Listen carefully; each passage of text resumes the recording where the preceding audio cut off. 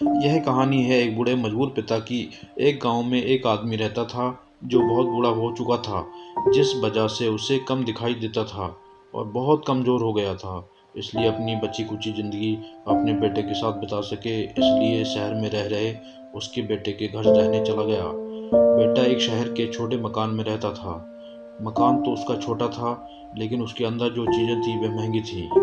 उस मकान में बेटा और उसकी पत्नी और उसका 5 साल का बच्चा साथ मिलकर रहते थे।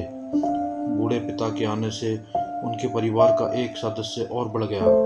यह पूरा परिवार रोज सुबह शाम डाइनिंग टेबल पर साथ में खाना खाया तो बहू और बेटे ने यह सब सहन किया। लेकिन बाद में वे दोनों बूढ़े की ऐसी हरकतों से चिढ़ने लगे। एक दिन बेटे ने कहा कि ऐसा कब तक चलेगा, हमें कुछ करना पड़ेगा। उसकी पत्नी भी इस बात से सहमत हुई। अगले दिन बेटा कहीं से एक पुराना मेज लेकर आया और घर के एक कोने में उसे लगा दिया और अपने पिताजी से कहा कि आप यहीं पर बैठकर खाना खा लिया कीजिएगा। उन्होंने एक लकड़ी का बर्तन भी बनवाया जिसमें वे अपने बूढ़े बाप को खाना देने लगे। अपने कांच के कीमती बर्तन बचाने के लिए अपने बूढ़े बाप को लकड़ी का बर्तन देने में उन्हें जरा भी शर्म नहीं आई। अब खाने का समय जब जब होता तो बूढ़ा बाप आते, मगर उन पर जैसे कोई असर ही नहीं होता।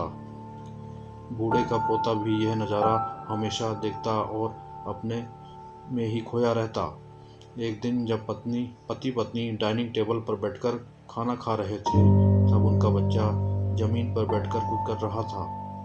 उन दोनों ने बच्चे के हाथ में लकड़ी का टुकड़ा देखा, लेकिन उन्हें कुछ समझ में नहीं आया कि बच्चा लकड़ी के टुकड़े के साथ क्या कर रहा है।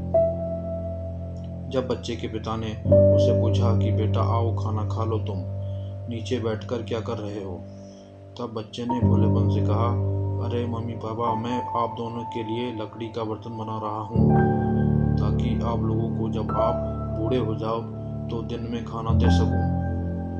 अपने नादान बेटे द्वारा दी गई यह सहज बात दोनों के दिल में तीर की तरह उतर गई। दोनों ने एक दूसरे का चेहरा निहारने लगे।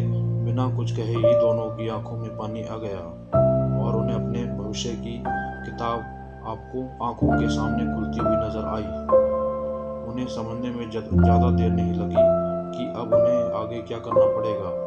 अगले दिन कमरे के कोने से वह पुराना मेज हट गया। अब बूढ़ा पिता और बाकी का परिवार साथ में मिलकर फिर से खाना खाने लगे।